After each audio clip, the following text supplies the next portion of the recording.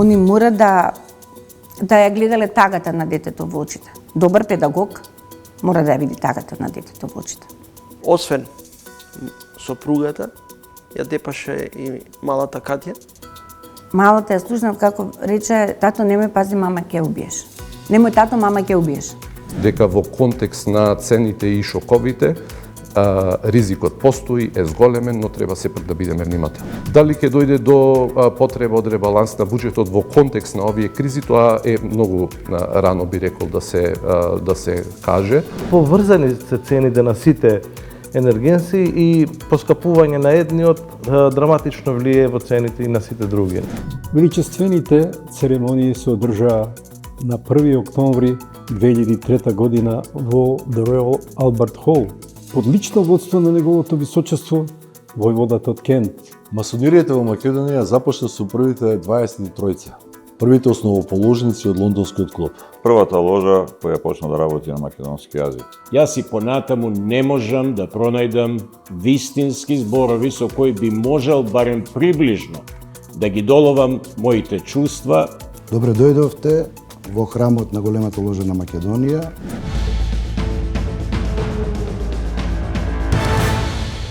Трагедија која потресе македонската јавност. Мајка и ќерка, маките кои ги трпале со месеци, со години. Спаста ја побарале во смртта. Во понеделникот, веројатно, поради долготрајните трауми, малтретирања, насилства. Мајката Ивана заедно со ќерката Катја одлучиле да се фрлат од зградата на 6-ти спрат во Скопско Тафталиче. Гостин во ова издание на Трилинг е Тања Спировска, една од нивните комшики, која прва проговори јавно одлуката да се фрлат од зградата. Тања ја оквалификува како присилно самоубиство. Спировска, колку треба човек да биде во очај за да се одлучи на ваков чекор? И колку вие ги познававте како семејство? Па како семејство многу не ги познавав, затоа што секојаш гледаше во земја, беше тивка, мирна и секојаш беше со детето. Детето беше до неа. Таткото го знаевме само дека е пожарникар и тоа цела зграда знаевме за тоа насилство, пошто само во тој стан имаше насилство во зградата. Кав ги има секаде, али ова беше, видливо насилство.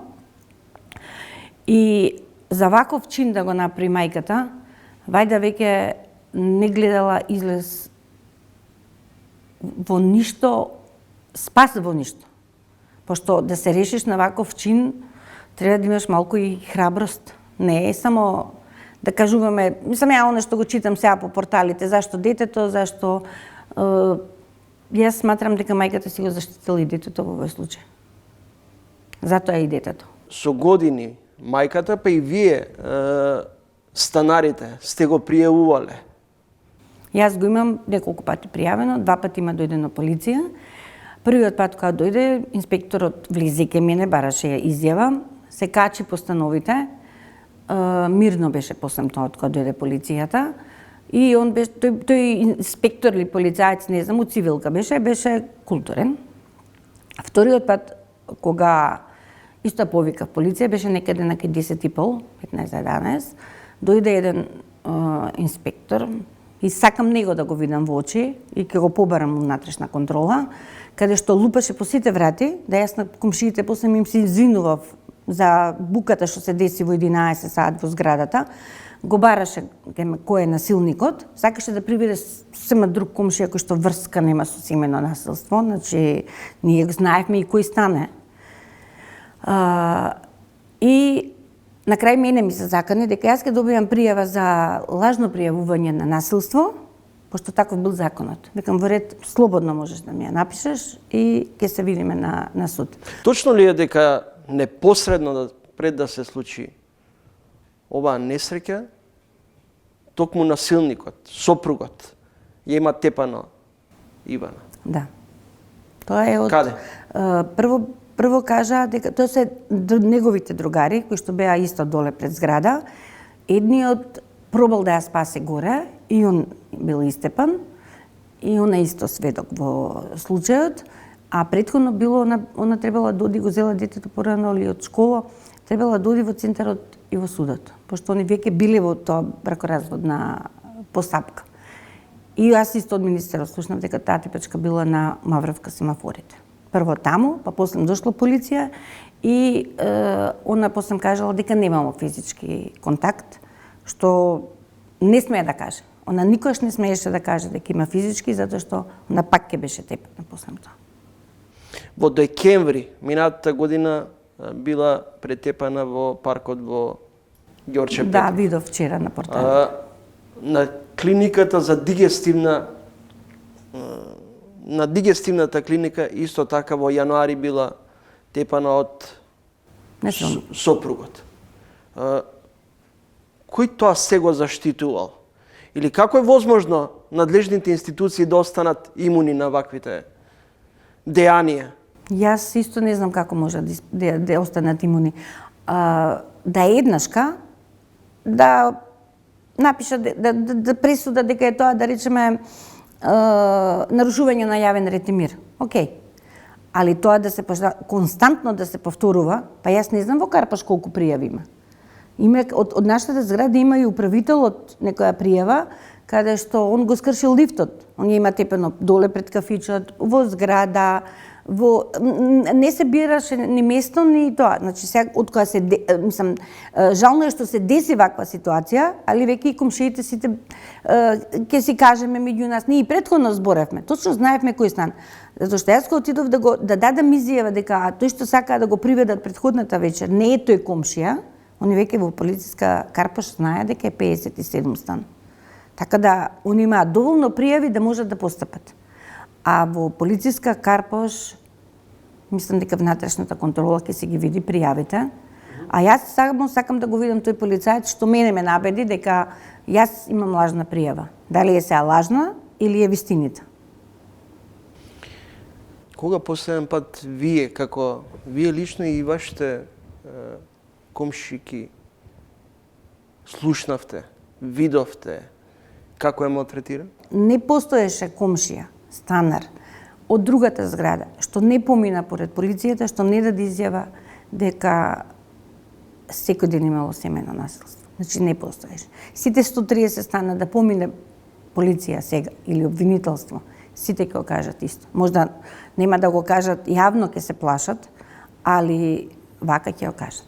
Точно ли е дека сите станари веќе сте дали исказ во обвинителство? Па обвинителката јас вчера дадов исказ во обвинителство. Мислам дека се повикани вработениот доле што бил сведок прв на ваквото. Другарот што пробал да ја одбрани. Повеќе има што ги вика и обвинителката, сега не знаеме. Она ни даде телефон, кажа дека е отворена за соработка, дека сака правдата да биде во овој случај излезена на површина, а братот рече дека ако ќе се завршат сите процедури со сестрата и внуката, тогаш он ќе настапи со свој адвокат. Значи нема да остави на случајност ништо. Колкав ли е тој очај за да отидеш во смрт со своето чедо? Пиша на својот Facebook профил Винка Саздова, писател и издавач. Зарем треба да ни се случи ваква трагедија и повторно да велиме дека институциите не функционираат? И тоа да трае 2-3 дена? Не, јас мислам дека веќе е време за алармот да биде многу повисоко уклучен и свеста кај народот многу повеќе да се промени, затоа што ова јас и вчера имав статус, после погребот вечерта го напишав, крикот на фамилијата е болката и барањето на правда. Мислам дека треба да се промени законот, а за да се промени некој закон треба сите ние, жените, да учествуваме, да бидеме поотворени дали постои семејно насилство, мада ја под семејно насилство подразбирам секакво насилство кое е во делот на фамилијата. Може да биде и жената да го тепа мажот, може да има психичко малтретирање, може да има према децата малтретирање. Сето тоа мене ми влегува во семе. Мене како Тања Спировска. Дали таткото Стојанче сега ја теп, освен сопругата, ја тепаше и малата Катја? Внатре не бевше никој. Јас само еднашка, тоа мислам дека има повеќе од година и пол, беше Ноке. Малата ја слушнав како рече, тато немој пази, мама ќе убиеш.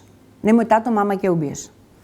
Али се слуша удирање столици, фрлање, значи не се бираше време. Денски се слуша, а ноќе можете да замислите кој е мир тишина во зградата, мир тишина е надвор, се слуша. Не се слуша од походниците внатре, али вака по вертикалите се слуша. После години на пријавувано семено насилство, физичко и психичко насилство врз двете, закани, обиди за убиство во сред државна институција, ги изгубив внуката и сестра ми, напиша братот и Александар Стојановски. Во понеделник, односно вчера, беше погребот на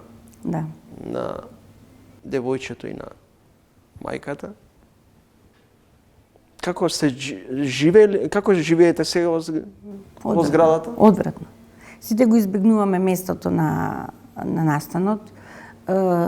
Почеле луѓе да ставаат цвеќиња кај што е, не баш тука, ама у жардинјерите што се на кафичот. Гледаме да свртиме од другата страна, влегуваш ти се појавува сликата пред очи. Мислам дека ова ќе трае многу подолго време на сите комшии. Имав случка пред некој ден во лифт, комшија со сопругата и детето се симнува, јас влегов на трети, они се погоре с братови. Со солзи во очите, значи маш, со солзи во очите вика, Тања, браво на храброста, значи страшно е ова што ни се деси. Значи луѓето секој на свој начин реагираат на настанот, али дека сме имуни во зградата, не. Само што мислам дека сите ни е жал што не успеавме да ја спасиме. А институциите се институции, ќе кажеме да, и Министерството за труд и социјала, и МВР, али највеќе треба да одговараат тие поединци кои што тие пријави ги чувале у фиока и тие што не постапиле, и јас мислам дека тука малку имаат вина, може и малку повеќе, имаат вина и педагозите и психолозите во школото, каде што учело девојчето, заради тоа што они мора да ја гледале тагата на детето во очите. Добар педагог мора да ја види тагата на детето во очите.